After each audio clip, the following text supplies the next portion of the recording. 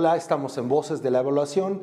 Esta noche nos acompaña la maestra Eva Moreno, especialista en preescolar. ¿Así es, maestra? Es correcto. Muchas gracias por acompañarnos. A ustedes, gracias por la invitación. Usted estuvo al frente, estuvo a cargo de los cambios que se hicieron en preescolar desde la SEP. ¿Cómo fueron estos cambios para poder, digamos, poner en contexto lo que vamos a ver más adelante?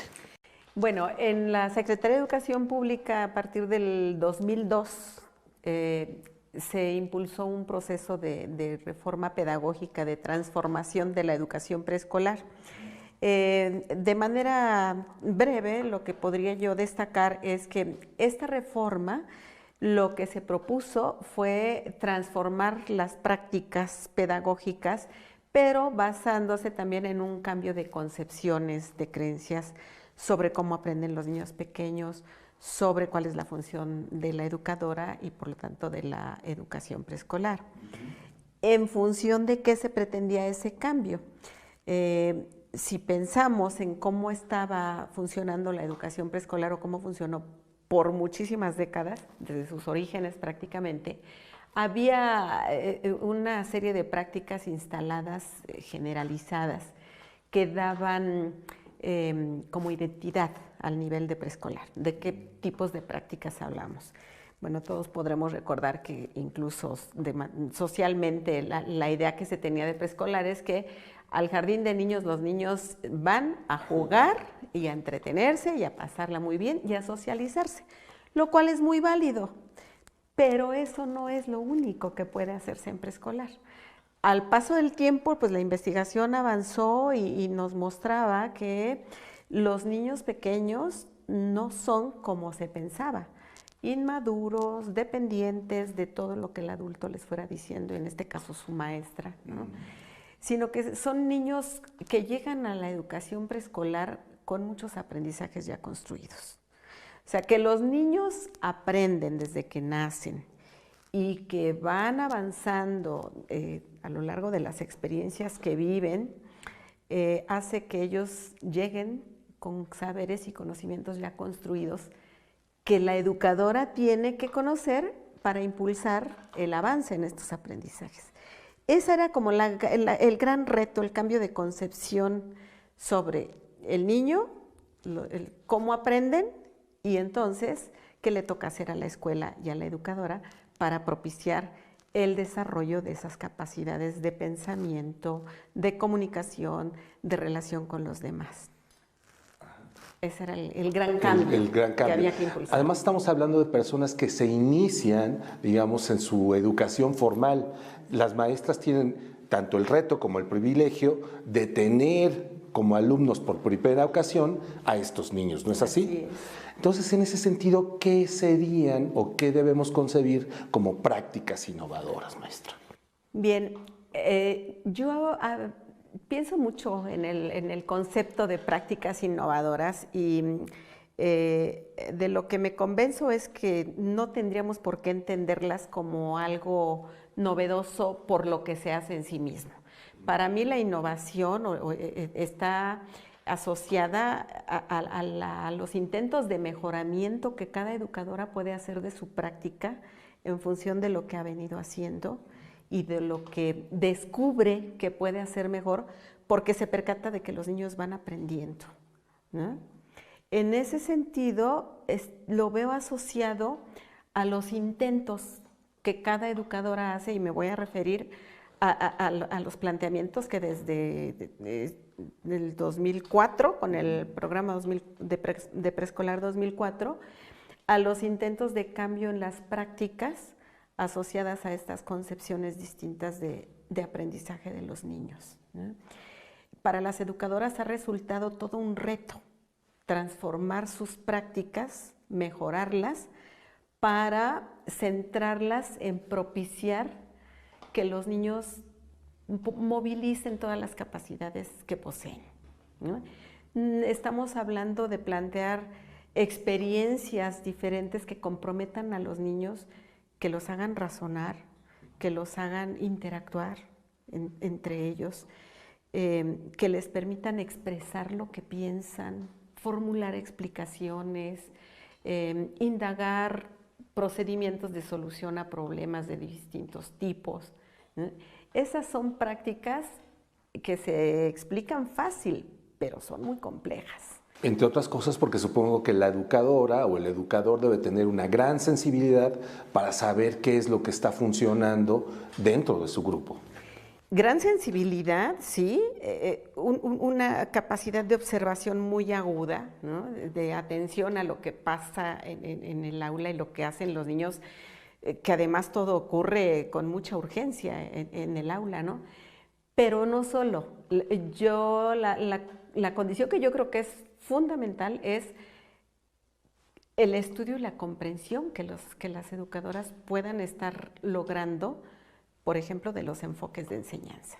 ¿Qué quiere decir? Voy a poner un ejemplo que ilustra, creo que muy bien.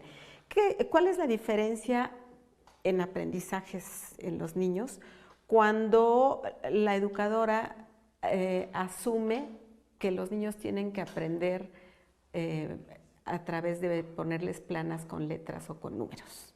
O sea, que aprendan los números porque los escriben o porque los ven, es una cosa, pero que los niños aprendan a contar manipulando objetos, realizando acciones sobre esos objetos, asociando un número a cada objeto que se va agregando a la colección, hace una diferencia radical. Y eso, radical en el sentido de cómo se compromete el razonamiento de los niños en ese sentido, ¿no? En las actividades. Y es lo que va ayudando a desarrollar justamente el pensamiento matemático. Eva Moreno, especialista en preescolar, y estamos hablando de prácticas innovadoras. Maestra, ¿cómo sabemos que una práctica o alguna de estas prácticas ha tenido éxito? ¿Cómo se evalúan? Depende de quién la evalúe. Para mí lo fundamental es que cada educadora haga esa valoración propia, ¿no?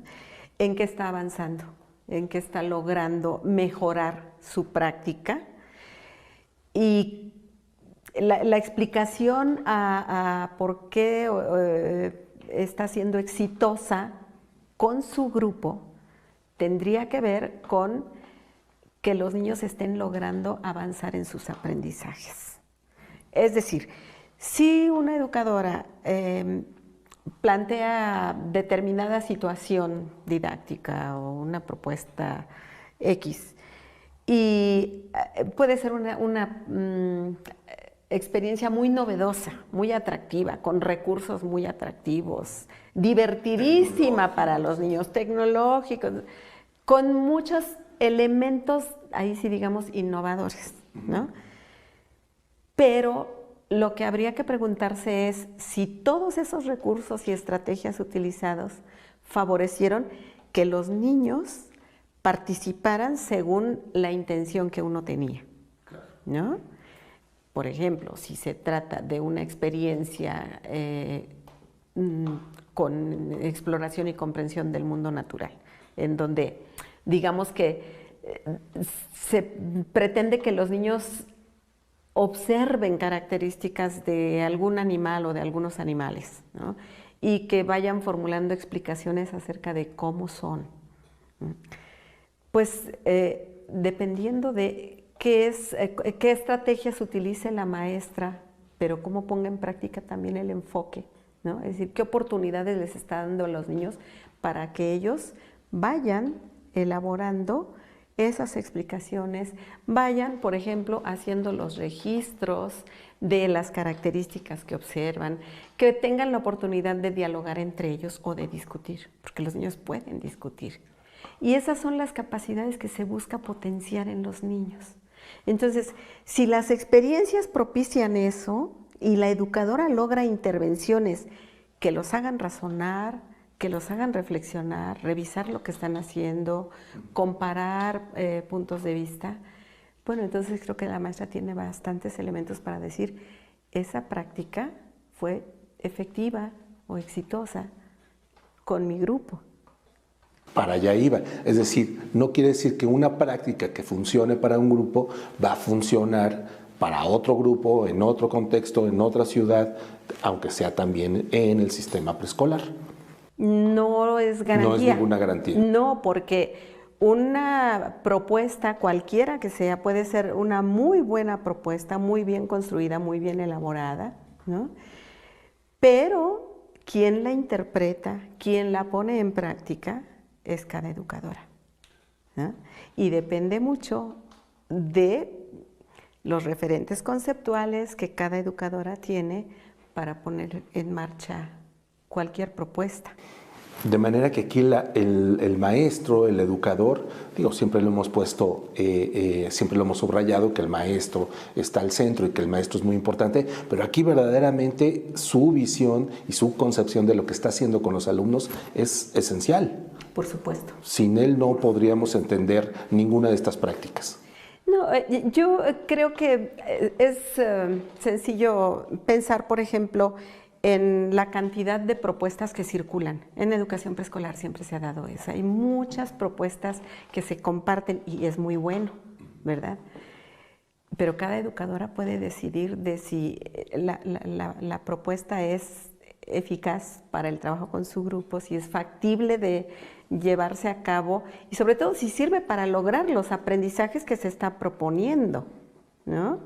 En esos términos habrá que valorarlo. Y hay otro elemento muy importante. Yo creo que cada educadora sabe cuáles son, como les llaman, sus fortalezas y en dónde o en qué rasgos, digamos, de los enfoques, en qué tipos de intervención no se siente tan segura o le falta fortalecer su competencia didáctica. Y en ese sentido tiene que aprovechar lo que sabe y lo que conoce para poder sacarle provecho también a los niños. Y yo insisto, hay que estudiar más sobre los procesos de aprendizaje que implica el trabajo con cada campo.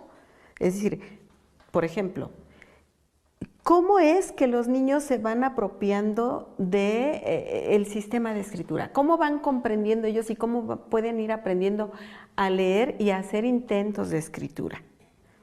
Comprender eso requiere estudio. Y hay muchos apoyos para sí, tal efecto. De hecho, se ha estado impulsando desde hace mucho tiempo. Estamos a 16 años de que se inició ese proceso de cambio en la educación preescolar y hay muchos avances.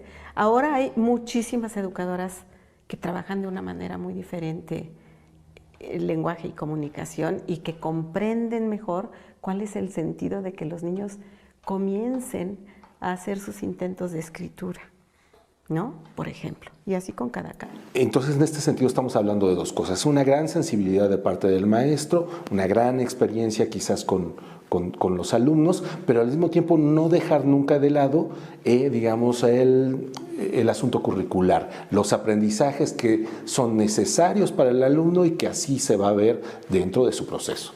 Es correcto, sí. Yo diría, los referentes principales para llevar a cabo la práctica con los niños están en el currículum, ¿sí? Destaco el primer elemento, que son los propósitos educativos. Es decir, si analizamos los propósitos que están en el programa, que están establecidos en el programa, pues nos podremos dar cuenta de que están planteados en términos de capacidades, de habilidades, de actitudes, y que implican conocimientos, pero no solo, ¿no? Y eso es lo que se pretende favorecer en los niños, pero a través de la intervención docente. Y luego pues están los otros elementos, las explicaciones que se dan para cada uno de los enfoques de enseñanza, las orientaciones didácticas, bueno, de los propósitos se derivan los aprendizajes esperados que guían el trabajo cotidiano de la educadora, ¿no? Maestra, yo le agradezco muchísimo la charla. No, que agradecer.